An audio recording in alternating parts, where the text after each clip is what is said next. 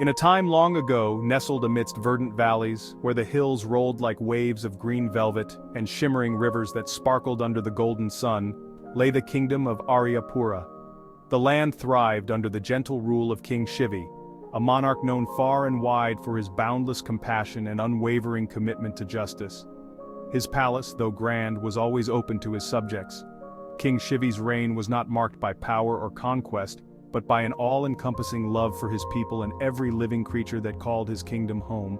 He would often be seen walking among his people, offering a helping hand or a kind word. His heart knew no bounds when it came to alleviating suffering and spreading joy. Whether it was a poor farmer in need of seeds or a child in need of comfort, King Shivi was there. The people of Aryapura were a happy and prosperous lot. Their markets bustled with activity, and their homes were filled with laughter and love. They lived in harmony with nature and each other, understanding that their well-being was intertwined with the land they cherished. Children played freely in the streets, their laughter echoing through the air, a testament to the safety and joy that permeated the kingdom. The elderly were treated with respect and care, their wisdom valued and cherished. They were the keepers of stories and traditions, passing down knowledge to the younger generations. Farmers tended their fields with love, ensuring that the land remained fertile and bountiful. Artisans poured their hearts into their craft, creating works of beauty and utility that were admired by all. Evenings in Aryapura were filled with a gentle tranquility. As the sun set, painting the sky in hues of orange and pink, a calm would settle over the kingdom. Families gathered in their homes, sharing stories and laughter around the fire.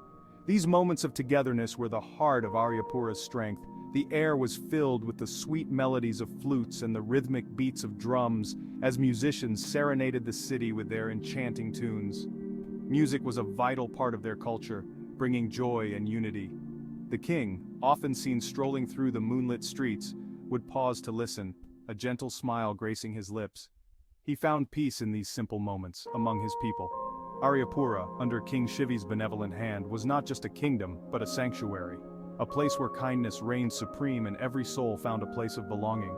It was a testament to the power of compassion, a beacon of hope in a world often shrouded in darkness. Aryapura stood as a shining example of what a kingdom could be when led by love and empathy. King Shivi's days were dedicated to serving his people.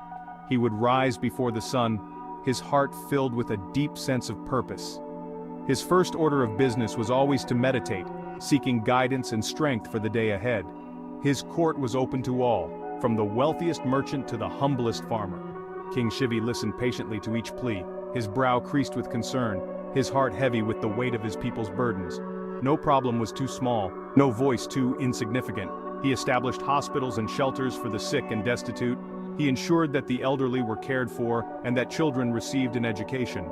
His compassion extended beyond the human realm. He established sanctuaries for animals, believing that every creature deserved kindness and protection. One day, while walking through the palace gardens, he noticed a small bird lying injured on the ground.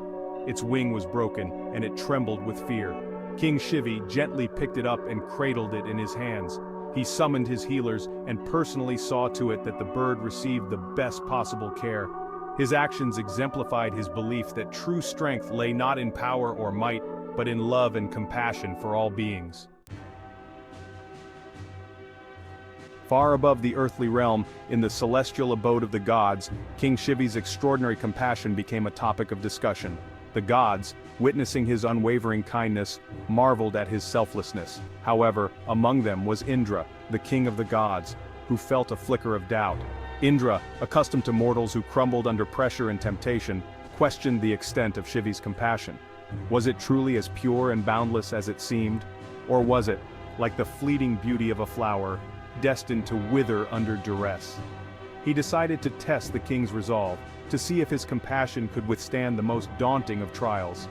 This test, he believed, would reveal the true nature of King Shivi's heart and silence any doubts about his extraordinary character.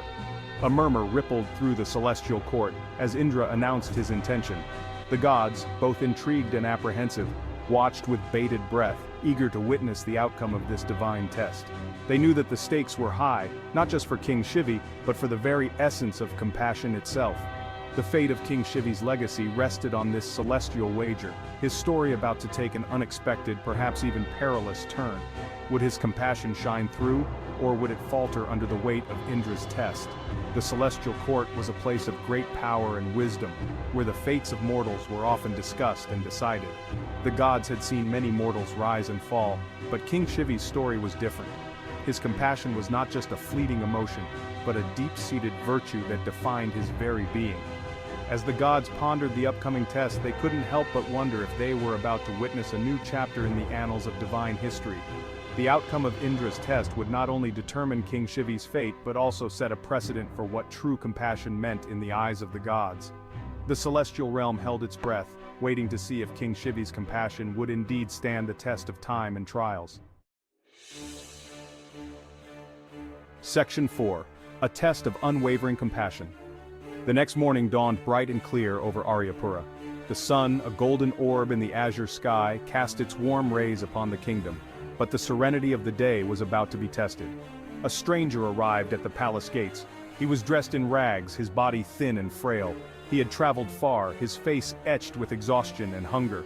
He approached the guards, his voice a mere whisper, and requested an audience with the king. Word reached King Shivi, who, true to his nature, welcomed the stranger with open arms. He offered him food, water, and a place to rest. Once the stranger regained his strength, King Shivi inquired about his needs.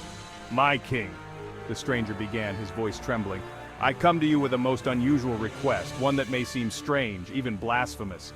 He hesitated, his gaze fixed on the ground, dreading the king's reaction. "Please, speak freely," King Shivi urged, his voice filled with genuine concern. "What is it that you seek from me?" The stranger took a deep breath, steeling himself for what he was about to ask. "My king," he finally said, his voice barely above a whisper, I need a pound of your flesh." Section 5. A king's sacrifice. A hush fell over the court, an eerie silence that seemed to stretch on forever. The courtiers gasped, their faces pale with shock and disbelief, unable to comprehend the audacity of the request. The guards drew their swords, ready to seize the seemingly deranged stranger who dared to make such a demand. But King Shivi, to everyone's astonishment, remained calm, his demeanor unshaken by the chaos around him. His expression, though tinged with concern, held no trace of anger or fear, only a deep, contemplative thought. He looked at the stranger, his eyes filled with compassion, a rare quality in a ruler of his stature. "A pound of my flesh?" he asked, his voice echoing through the silent hall.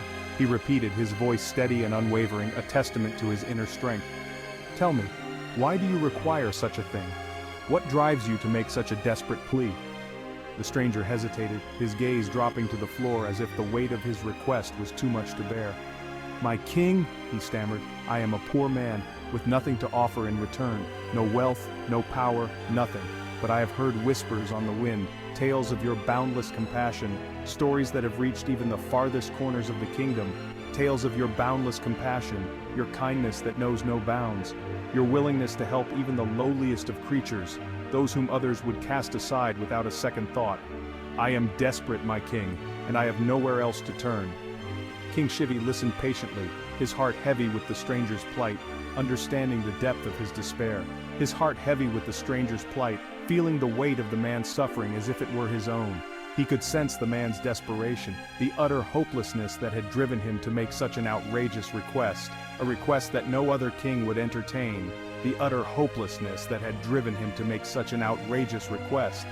"Very well," King Shivi finally said, his voice soft yet firm, a decision made in the depths of his heart, his voice soft yet firm, carrying the weight of his resolve.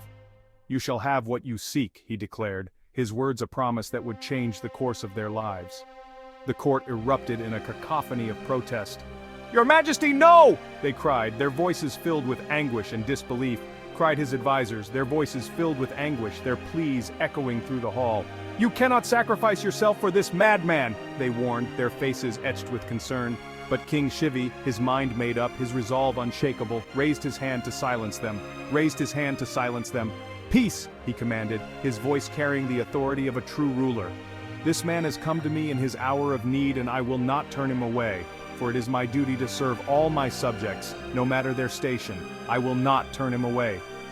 With these words, King Shivi reaffirmed his commitment to compassion and justice, a beacon of hope in a world often devoid of both. Please translate this video in Hindi with nice Hindi voiceover. Also add emotions and noise cancellation should be great with proper background music and images. Please add subtitles in this video.